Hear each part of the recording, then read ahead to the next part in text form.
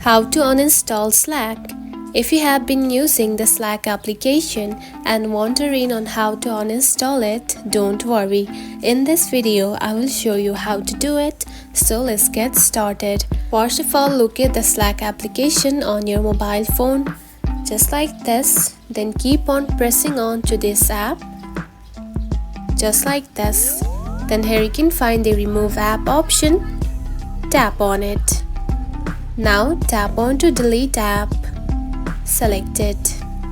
Now to delete Slack, confirm it by tapping on to delete. Select it. And now you can see the Slack has been deleted.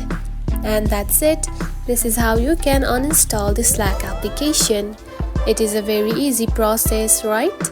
If you found this video helpful, don't forget to like and subscribe for more tips. Thanks for watching.